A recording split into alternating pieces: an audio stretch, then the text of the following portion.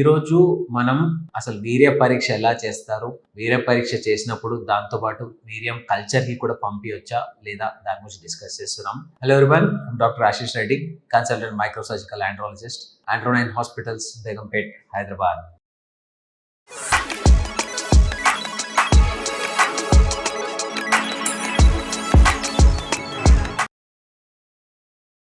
మొదటిగా ఎప్పుడైనా వీర్య పరీక్ష ఎవరికైనా కానీ మీకు పిల్లల కోసం ప్రయత్నం చేస్తున్నారు, పిల్లలు పుట్టడానికి ఇంకా టైం పడుతుంది అనుకుంటే సింపుల్గా ఒక వీర్యం పరీక్ష చేయించుకోండి.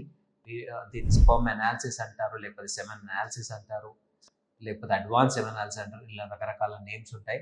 సో బేసిక్ క్రైటీరియా అంటే అసలు నార్మల్గా దీనికి ఏ టైంలో ఇవ్వాలి, అది అన్నిటికంటే ఇంపార్టెంట్. అందరు గుర్తుపెట్టుకోవాలి. మినిమం 48 అవర్స్ గ్యాప్ ఉండాలి. అంటే మీరు ఇంతకుముందు సెక్స్ చేసిన దానికి, లేకపోతే ఇంతకుముందు హస్తప్రయోగం చేసిన దానికి, లేకపోతే నైట్ ఫాల్స్, ఇలా 3 క్రైటీరియా అయినాక అట్లీస్ట్ 48 అవర్స్ గ్యాప్ ఉండాలి. 48 అవర్స్ గ్యాప్ లేనప్పుడు మనకి రిపోర్ట్ రాంగ్ వచ్చే ప్రమాదం ఉంటుంది. సో అట్లీస్ట్ 48 అవర్స్ కంటే ఎక్కువ గ్యాప్ పెట్టుకోవడానికి ఖచ్చితంగా చూసుకోవాలి. ఇంకోటి చాలా మందిలో ఉండేది ఏంటంటే, లాస్ట్ నా దగ్గరకు సెమెన్ టెస్ట్కి వచ్చినప్పుడు ఎన్ని రోజులైంది లాస్ట్ సెక్స్ చేసి అంటే, సార్ నెల రోజులైంది అంటారు.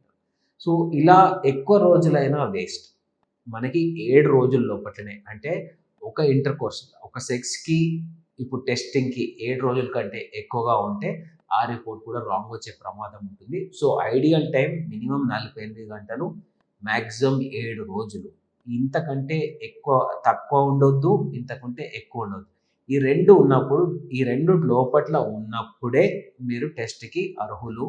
లేకపోతే డెఫినెట్లీ మళ్ళీ ఒక డేట్ చూసుకొని మళ్ళీ మనం టెస్ట్ చేసుకునే అవసరం ఉంటుంది. సో చాలా మందికి ఉండే కామన్ డౌట్ ఏంటంటే, ఇది సెమెన్ అనాలిసిస్కి, సెమెన్ కల్చర్కి ఒకటేసారి ఇవ్వచ్చా?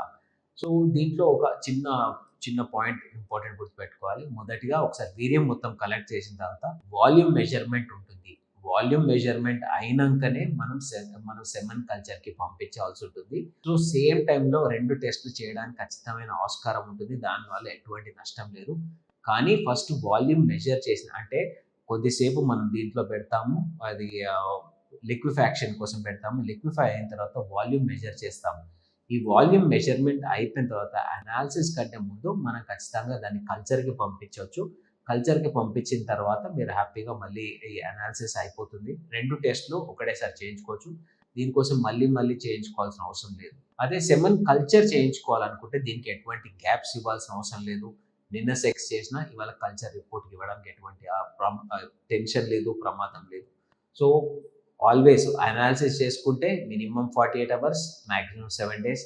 కల్చర్కి మాత్రం ఎటువంటి గ్యాప్ అవసరం లేదు. హ్యాపీగా మీరు ఎటువంటి పేషెంట్కైనా కానీ ఈ కల్చర్ హ్యాపీగా చేపించవచ్చు. దానివల్ల ఎటువంటి ఇష్యూస్ లేవు. సో సెమెన్ కల్చర్ అనేది ఒక చాలా అడ్వాన్స్ టెస్ట్, కానీ మంచి సెంటర్లో చేయించుకోండి.